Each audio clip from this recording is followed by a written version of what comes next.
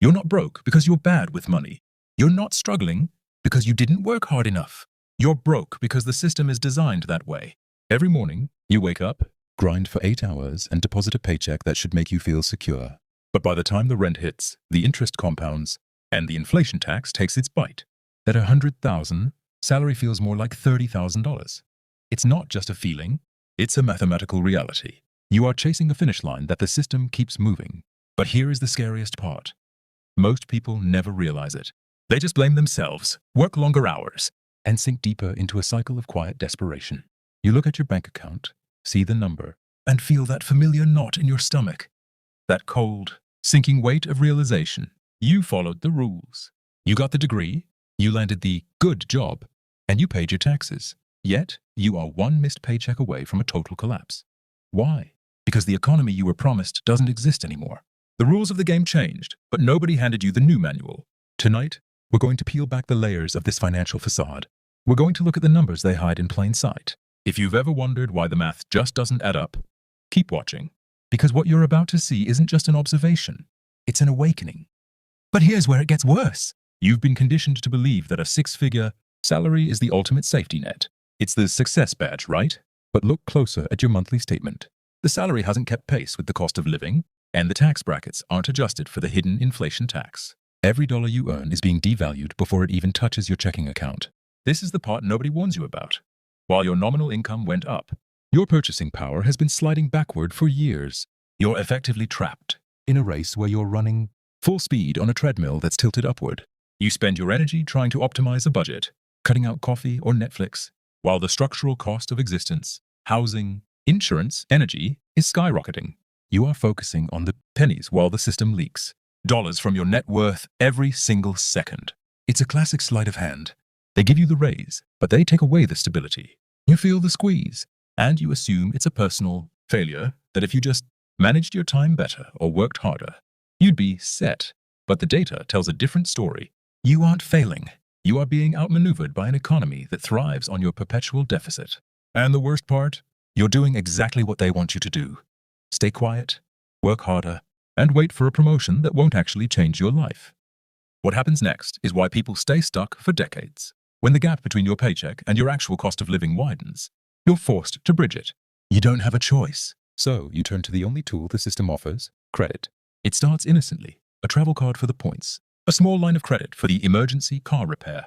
It feels like a temporary fix, a bridge to get you to your next promotion. But that's the trap. Debt isn't just a tool, it's a leash. Once you're on that treadmill, debt becomes the anchor that keeps you running in place. You aren't working for your goals anymore. You're working to satisfy the interest on your past. Every month, you're not building a future. You're just renting your present. The banks love it. They don't want you to pay it off. They want you to sustain the cycle. Because as long as you're paying interest, you're too busy to look up and see the ceiling they've built over your head. You start to feel the weight of every swipe, every minimum payment, every auto draft. It's a slow-motion car crash that you're witnessing from the driver's seat. You want to stop. You want to pivot. But the monthly obligations have become your primary identity. You become a risk-averse, fearful employee because you can't afford to lose the income stream that fuels your debt service. You might think you're in control because you're doing everything right. You have the LinkedIn profile, the professional wardrobe, the polished email etiquette. But look closer at the cost of your performance. You aren't just paying for rent and food. You're paying an invisible performance tax.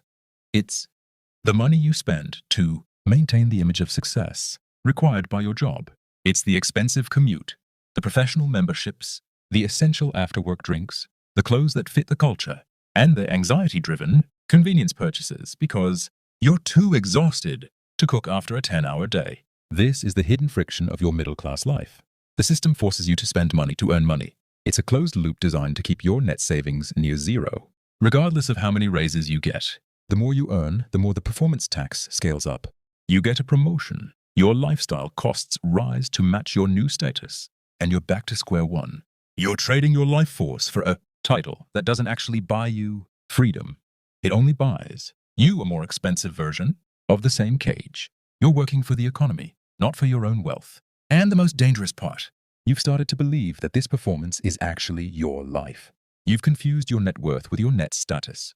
But status doesn't pay the bills when the company decides they don't need you anymore. You have reached the point where the cognitive dissonance becomes impossible to ignore.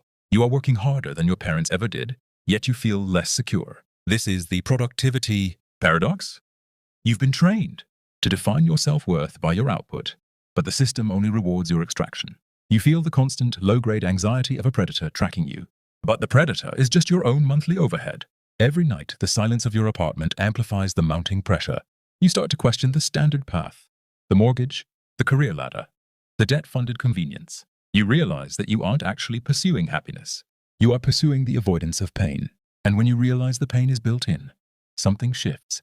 The frustration turns into a cold, sharp clarity. You start to see that the middle class isn't a destination, it's a holding pattern. They tell you to budget, to invest in index funds, to contribute to the 401k, but those are just minor adjustments to a sinking ship. You aren't playing to win. You are playing to survive the next quarter. This is the moment of maximum danger and maximum opportunity. You can either double down on the performance and let the anxiety consume you, or you can accept the brutal truth. You have been playing a game with rules designed for a world that no longer exists. But here's where the power dynamics shift. The moment you stop believing their narrative is the moment you become dangerous to the status quo. You realize the system isn't a solid structure. It's a set of agreements. You've been coerced into signing without reading the fine print. To gain control, you first have to embrace a radical act: disconnection. You have to stop playing the status game. That means questioning every expense you once thought was essential and realizing that most of your consumption was just a sedative for your anxiety. This isn't about cutting back on coffee. It's about liquidating your participation in the vanity metrics that keep you enslaved. You stop trying to climb the ladder and start building your own foundation. You stop asking, how can I afford this? And start asking, does this actually move the needle for my freedom? This is the shift from a consumer mindset to an operator mindset. You begin to look at your income not as a way to maintain a lifestyle, but as capital, ammunition to buy your way out of the system. You are no longer a cog. You are a competitor. And for the first time in years, the math starts to look different. You aren't losing money. You're buying back your time. It's quiet, it's deliberate, and it's entirely under your control. Now the real work begins. Once you've stopped the bleeding, you have to switch the flow. Most people treat their salary like a salary, something to be spent. You need to start treating it like a business. Your $100,000 isn't a cushion. It's a seed. Every dollar that doesn't go toward your baseline survival should be aggressively funneled into assets that produce their own income. This is the secret math the wealthy use. They don't work for money. They buy things that work for them while they sleep. You have to build a system of leverage. It could be side ventures, revenue-generating investments, or skill sets that demand a premium because they solve high-stakes problems. You are no longer trading hours for dollars. You are trading capital for time. This is where you reclaim your sanity. When your assets cover your basic expenses, the performance tax becomes irrelevant. You no longer care about the corporate promotion, the office politics, or the vanity metrics. You are playing a different game, one where the only goal is to maximize your options. The system is designed to keep you desperate because desperate people are predictable, compliant, and easy to tax. But a man with options, a man with assets, he is the most dangerous person to that system. You are building an exit ramp, one decision at a time, and the momentum is finally on your side. Here is the uncomfortable truth. The system doesn't want you to be wealthy. It wants you to be comfortable enough to stay, but stressed enough to remain obedient. A person with true financial sovereignty is a person who can say no to the bad boss, to the soul-crushing commute, to the consumption traps that fuel the machine.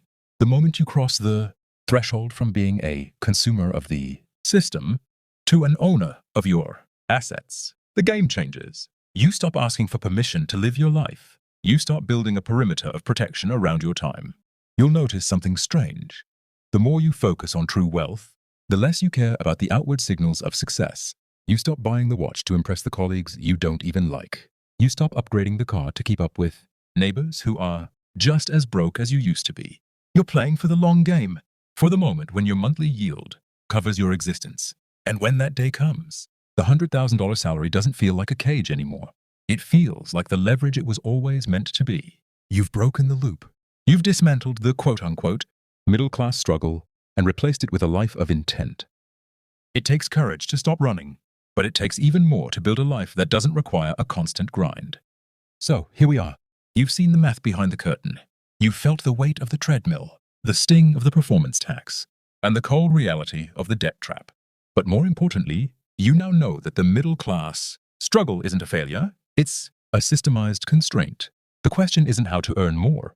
The question is how to keep what you earn and make it work for you. True financial freedom isn't about being rich. It's about being untouchable. It's about owning your time, your decisions, and your future. You've walked this journey from exhaustion to control, and now the path is yours to walk alone. Don't look back at the noise, the status games, or the fear-based marketing. Keep your eyes on the foundation. Build it, shield it, and scale it. This is your life, not theirs. If this made you rethink money, if it opened your eyes to the invisible game you've been forced to play, watch this next video. Because what you believe right now about your job, your debt, and your potential might be costing you more than you think. The system is counting on you to stay asleep. It's time to wake up.